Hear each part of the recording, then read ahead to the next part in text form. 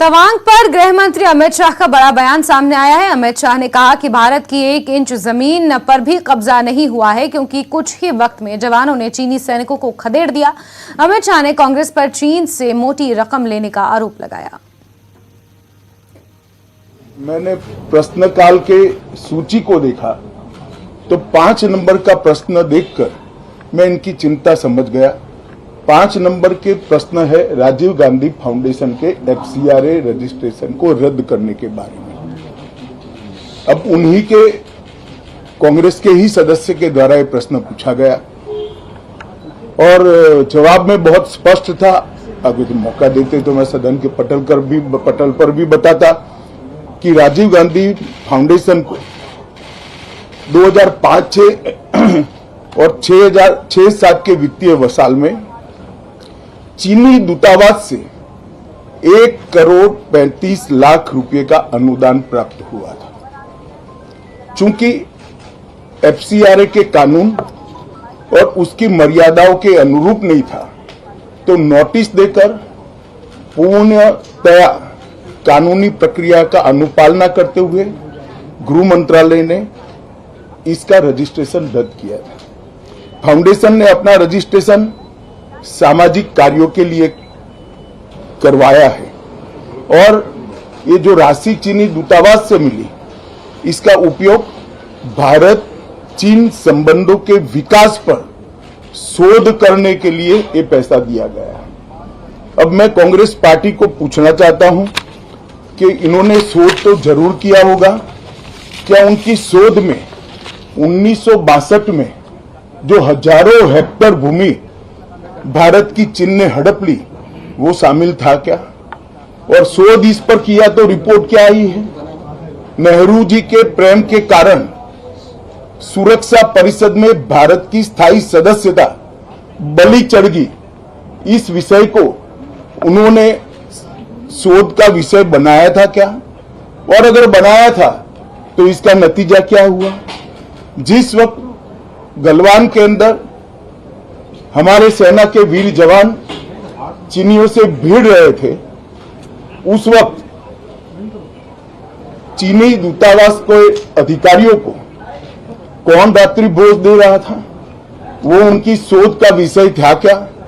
अगर था तो उसका नतीजा क्या हुआ? जब उनकी सरकार थी तो 2006 में भारत में चीन के दूतावास ने पूरे अरुणाचल और पूरे नेफा पर दावा कर दिया।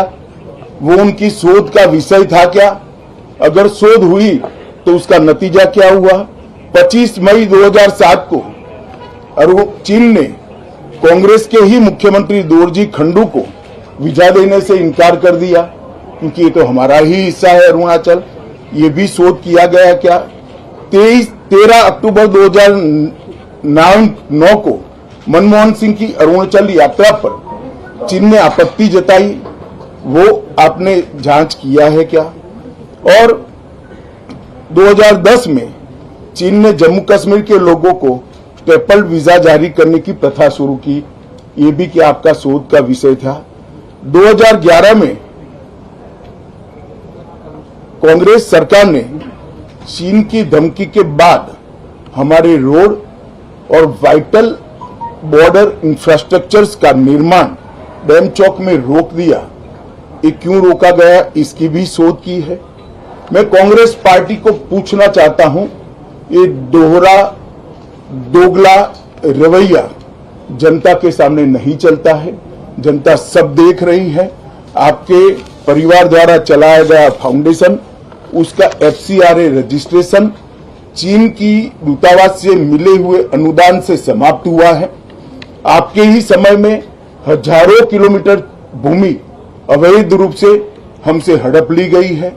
आपके ही समय में हमें मिली हुई सुरक्षा परिषद की सदस्यता आपने निजी संबंधों को बनाने के लिए चीन की भेंट कर दी है। ये सारी जनता इस सभी विषयों को जानती है।